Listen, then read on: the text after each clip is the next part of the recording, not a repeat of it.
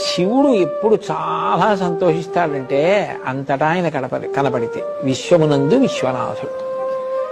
సాధ్యమైనంత వరకు మన వలన వీరొకరు బాధపడవలసిన అవసరం లేకుండా మనం ప్రశాంతంగా ఉంటూ 10 మందిని ప్రశాంతంగా ఉంచడానికి ప్రయత్నించడమే శివుడు సంతోషించడానికి ప్రధాన కారణం. ఎందుకని శివుడి లక్షణం ఏమిటి? శాంతం.